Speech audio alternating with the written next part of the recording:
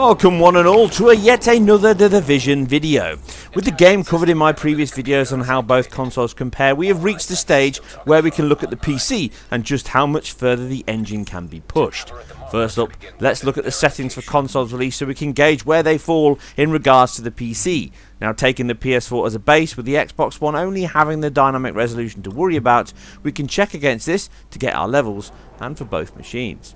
With the game not having any option for textures, it is obvious the game allocates VRAM on a dynamic basis within the Frustum range, with my GTX 970 using over 3GB and my 2GB cards holding well around the 1.7 to 1.9 range. This does not cause any stutters or streaming issues on any of my tested machines, so it all works incredibly well.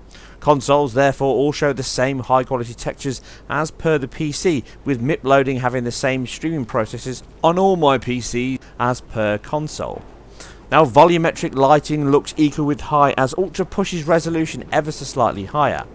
And isotropic filtering looks to be around 4 or 8, but certainly not an issue on either machine. But with dynamic shader work on snow and geometry splayed on the ground, even 16 times that the PC can reach is a nice to have, but it never stands out, and as we have seen on some other titles anyway. With 4 time being my most likely option the team have chosen here. Parallax occlusion mapping is the same as high from my tests, along with shadows being the high setting with resolution maps at medium, as interior spotlights are also an equal 4. Subsurface scattering runs across skid and snow and is best noticed in the cutscenes, as here from the Chopper section at night. Look at her face and lips, a very good implementation I must say. Now, object range is a near identical level of 20, as is the streaming range that uses more memory and where the texture VRAM use comes into it, as mentioned above. Aside this range load, textures are identical across all PCs and consoles alike. This means that cube maps and SSR are all at the medium levels. The only change is, again, shadows can appear slightly better than medium at times, so they may actually fall between medium and high, most likely on the consoles. You can see all the settings on screen that covers all the matched PC settings to the best I can test against the consoles. Now, with all this set, just how far can the PC go over and above this? With this only an option with my i5 and GTX 970 machine, but that means that the 30 FPS cap is needed, as it never really moves much further than that for any prolonged period of time, if at all. And as you can see in the performance test later, if you sport a Fury, Fury X or 980 Ti, then this could be a higher range and a choice, but it's far from a certainty. Nvidia has its own HBA04 ambient occlusion, along with PCSS shadows and its brand new HFTS hybrid frustum trace shadows. This is a Maxwell card exclusive hardware feature that handles real-time hard and soft contact hardening shadows for all occluding geometry with ray tracing, and as you would guess, looks nicer than all other shadows options, but the cost is extremely high, and for this machine it's simply not a viable option. High is the best option for those that like to live in the shadows, plus this effect only really works during the day anyway and from sunlight, and at night or indoors it is turned off and simply reverts to the standard PCSS. So with the max set on PC, the change is not as drastic as you would think. Dual range for LOD and the option for higher frame rates are again the most obvious and striking changes. Aside this, the console release is a near identical match, and across view ranges, volumetric lighting, shadows draw, it all comes close enough to only really be picked up in this side-by-side comparison, and even then the changes are minimal to near impossible to spot, aside the obvious shadows, which are again the big performance killers and really the only thing you can spot when you look at them side by side. Now, this means that even the PC IQ is really only as good as the console release, with its super sampled anti-aliasing along with an SMAA injector for PC, but this never really makes that much of a difference in IQ. With a more powerful machine you could super sample from 1440 or higher, just be aware of the requirement. All this means we are mostly running high settings from PC, and all 3 releases look superb in action and have a clean IQ, with even thin objects not causing glaring signs to distract. In many ways, the final game has a better image quality than the vertical slice. Its temporal anti-aliasing implementation has been designed within the game's engine, and thus allowing it to have such a dramatic effect on the game's striking display with such a low performance cost. As such, you cannot turn this off, only reduce this, but it's simply not needed and should be left on for all machines, as in conjunction with its benefits elsewhere in the game's rendering, the 8 times super sampling is nearly free. This smooths the noise between frames and can therefore only be noticed with the ghosting around characters and objects on all formats, but it is a worthwhile penalty, leaving nothing but an impressively clean game on all formats. Now onto performance, we have the console level of a capped and near locked 30 FPS, meaning that the team have set the level well to present a very stable game across most portions of the game tested, and the PC is as equally well balanced and delivered.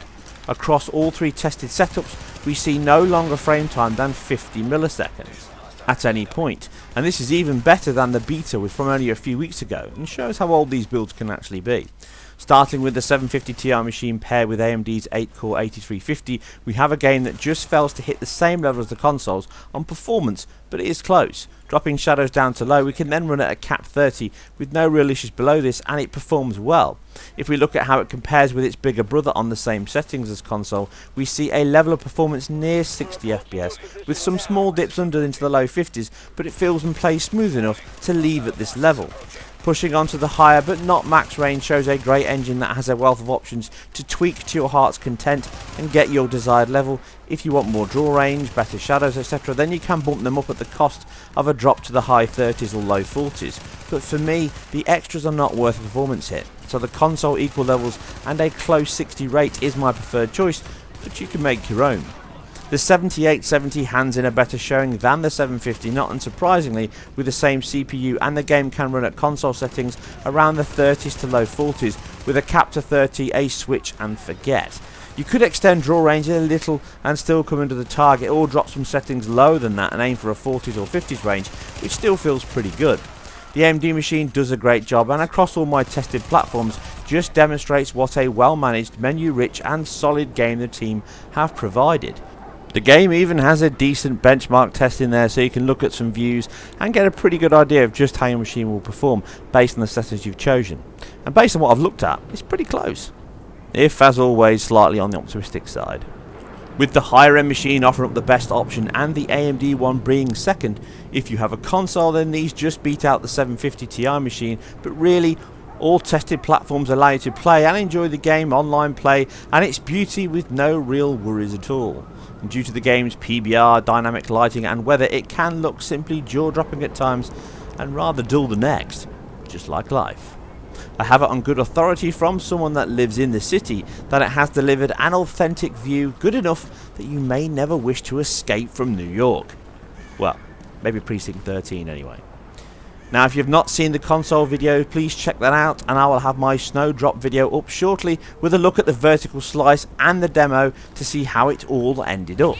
But until then, as always, if you enjoyed this or anything else that I've put together, then please hit the like and maybe subscribe. If not, then please leave all your thoughts and feedback below. Give it a thumbs if you did and a thumbs down if you didn't. You guys and girls take care, and I'll see you very soon on the next one. We have a job to do. We're still gonna do it. It's just landing in 1 minute. Should be able to see it coming up on my right.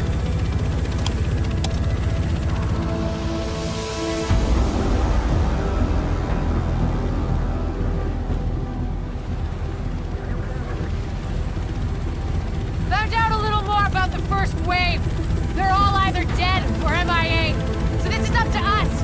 That's why we need to get it together right now. JTF 6-8 to tower, visual Hudson. Yeah, 2 division agents on board. The explosion was their right end. Okay, clear to land.